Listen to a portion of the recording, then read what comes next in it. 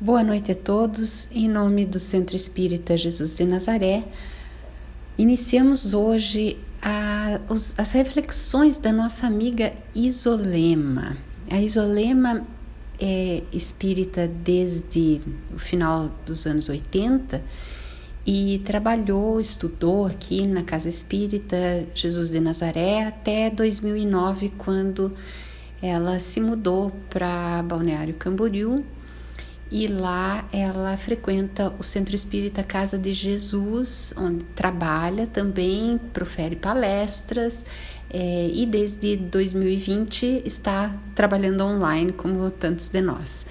Então é um imenso prazer ter uma amiga, uma irmã colaboradora que conhece tão bem a nossa casa, que é tão querida por todos nós e que também se dispõe a contribuir com as suas análises, com as suas reflexões a respeito do Cristo. Aproveitem então a palestra da Iso. Que Deus, nosso Pai, nos envolva no seu amor para a reflexão que vamos fazer no dia de hoje. Nesses momentos desafiadores que estamos vivendo, é muito importante e necessário que a nossa mente e o nosso coração se asserenem para podermos passar por essa tempestade de que todos nós, de alguma maneira, estamos inseridos. Por isso, na nossa reflexão de hoje, nós vamos falar sobre Jesus, que é o nosso Consolador. Então, nós vamos falar sobre o Cristo Consolador. Foram inúmeras as palavras consoladoras de Jesus, mas talvez as que tenham causado maior impacto tenham sido aquelas pronunciadas durante a sua pregação, que ficou conhecida como o Sermão da Montanha. Foi ali que ficou devidamente comprovado que Jesus veio à Terra com a missão de também consolar a humanidade, de também consolar os aflitos. Depois de divulgar as bem-aventuranças e ensinar aquelas pessoas a rezar o Pai Nosso, vendo que todos o ouviam atentamente, observavam as suas palavras, ele afirmou que aquele que cumprisse fielmente aquilo que estava sendo ensinado seria como um homem que constrói a sua casa sobre a rocha. Pode vir a tempestade, pode vir o vento, nem a enxurrada conseguiriam derrubá-la. E para finalizar os seus trabalhos, ele disse àquele povo que o estava ouvindo: aquele que quiser se salvar, pegue a sua cruz e siga as minhas pegadas. E disse mais: vinde a mim os aflitos, que serão consolados, porque o meu jugo é suave e o meu fardo é leve. Nós sabemos hoje, pela doutrina espírita, que diante do estado de pouco conhecimento, ou seja, de ignorância dos homens daquela época, para Jesus se fazer entender, ele usava muito comparações, usando alegorias e muitas parábolas em seus ensinamentos. Por isso, nós precisamos analisar as suas palavras para podermos entender o que realmente Jesus quis dizer com essas passagens.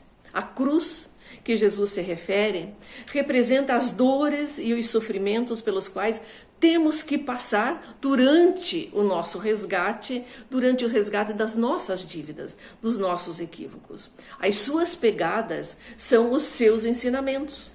O jugo que ele fala é aquele que prende, é aquele que atrela. Antigamente, alguns fazendeiros criadores de gado usavam uma peça em forma de triângulo que era colocada no pescoço dos bois para evitar que eles pulassem a cerca e fugissem. Pelo fato dessa peça estar atrelada à jugular do animal, era chamada de jugo. Portanto, como estamos presos e atrelados às leis divinas, o nosso jugo são essas leis, às quais nós todos estamos subordinados. E o fardo? O fardo é a maneira pela qual suportamos as nossas dores e os nossos sofrimentos. Se as aceitamos com paciência e resignação, elas passam a ser menores. Porém, se nos revoltamos e nos rebelamos, evidentemente serão muito maiores. Portanto, depende de cada um de nós entendê-las, aceitá-las ou não. Depois de analisar e refletir sobre todas essas palavras proferidas por Jesus, e a conclusão que se chega é que tanto a pobreza, a miséria e as doenças não devem ser motivos de tantas aflições, de tantas revoltas, de tanto desespero, e sim devem ser analisadas e compreendidas. É claro que ninguém quer viver na miséria e nem sofrer qualquer tipo de doença.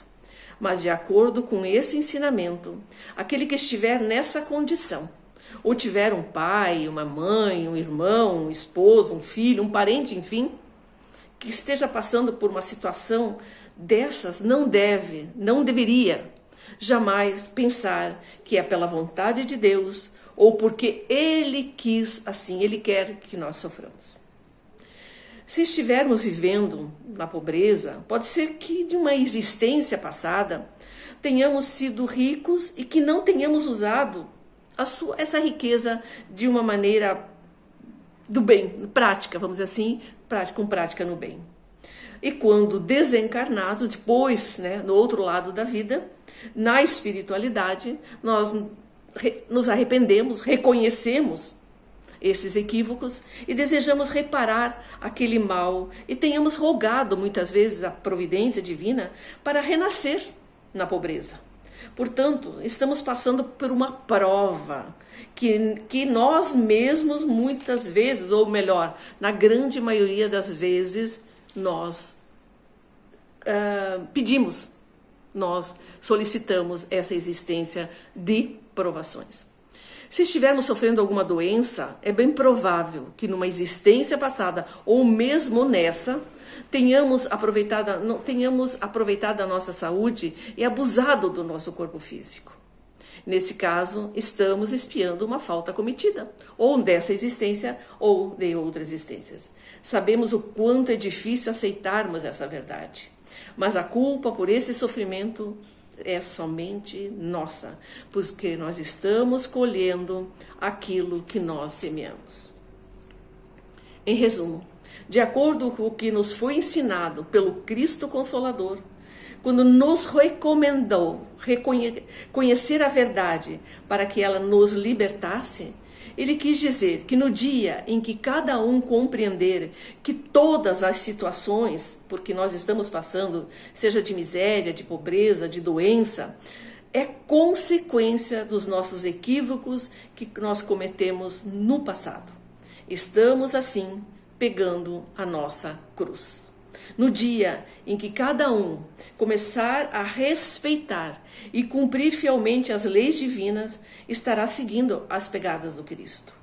No dia em que cada um compreender a importância e a necessidade dessas leis para a evolução espiritual, elas não lhes parecerão tão duras, tão pesadas. Consequentemente, o seu jugo também será suave. Por fim, no dia em que cada um aprender a suportar essas dores, compreendendo o porquê desses sofrimentos, sem inconformismo, sem reclamações e sem blasfêmias, mas com muita fé, esperança e resignação, vendo essas vicissitudes não como castigo de Deus ou como injustiça da natureza, mas sim como uma oportunidade que está sendo dada para poder resgatar as nossas dívidas, talvez ainda nessa existência, será muito mais feliz e sofrerá muito menos, porque com toda certeza o fardo estará mais leve.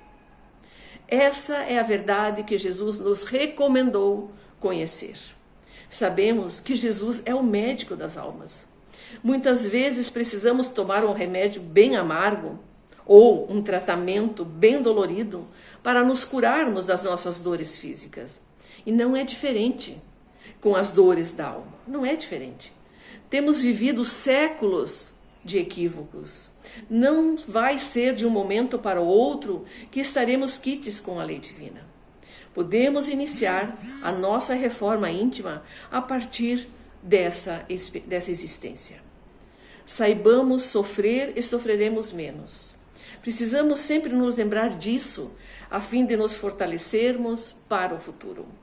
Temos hoje a doutrina espírita que nos ajuda a compreender tudo que se passa na nossa vida. Basta para isso um pouco de boa vontade e coragem para buscar essas informações, esses conhecimentos, essas orientações, que com certeza nossos sofrimentos serão amenizados, porque nós vamos entender as razões, os motivos dessa situação.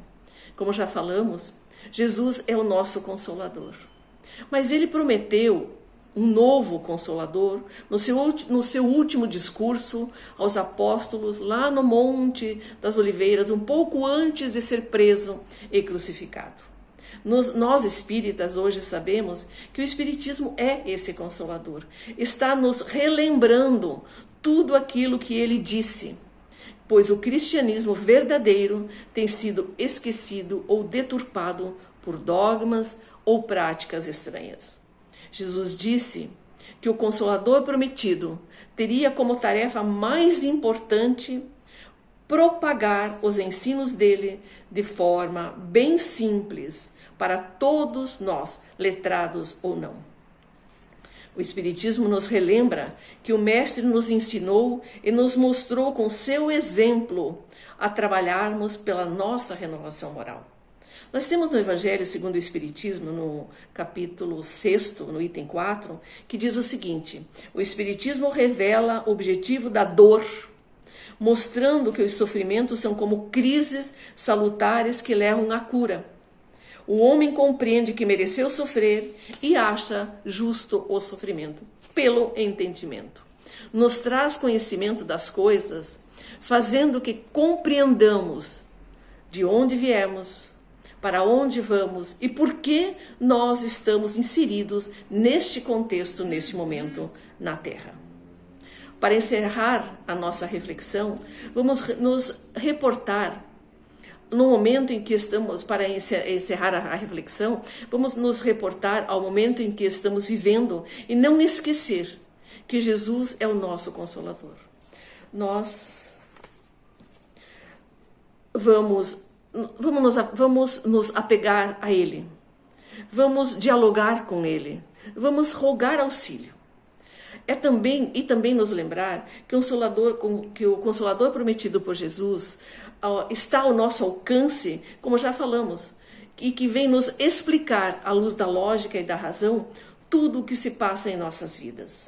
As mensagens trazidas pela pandemia são claras, mas requer sensibilidade para compreender. Nós precisamos olhos para ver, ouvidos para ouvir e coração para sentir, além das mãos para agirmos em prol dos mais necessitados e dos mais atingidos. Nós precisamos disso tudo para termos uma nova família, uma nova sociedade, um novo governo, uma nova humanidade. Nada disso será possível sem o surgimento de um novo ser, um ser mais fraterno, mais solidário, mais gentil, com todas as pessoas, com todos os seres da criação, sejam vegetais, sejam animais ou humanos. Um ser que saiba respeitar, conviver e aprender com as diferenças, sem aceitar as injustiças. Que essa pandemia nos remeta a reflexões mais profundas que aquelas costumeiras no nosso dia a dia.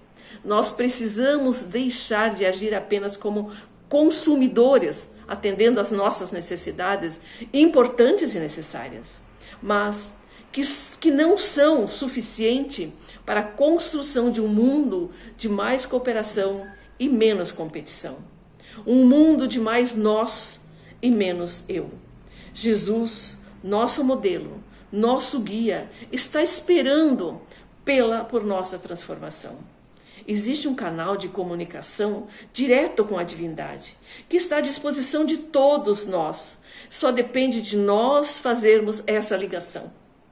Esse canal se chama prece. A oração é uma força em nossa vida e pode nos tornar melhores e tornar melhor toda a humanidade. Através da prece, nós podemos também ajudar o plano espiritual que trabalha sem cessar ao atendimento das vítimas do coronavírus. A qualquer hora, em qualquer lugar, todos, ser pensante, pode falar com o nosso Cristo Consolador, que está sempre, sempre à espera do nosso chamado. Todos nós sabemos o que a prece significa e o que ela pode fazer por todos nós encarnados e também pelos desencarnados. Vamos usar então esse mecanismo para podermos evoluir e termos um planeta mais saudável, mais equilibrado e mais feliz. Que Deus nos ampare e nos abençoe a todos para podermos, de agora, encerrando essa nossa atividade, refletirmos um pouco sobre essas questões trazidas hoje para a reflexão.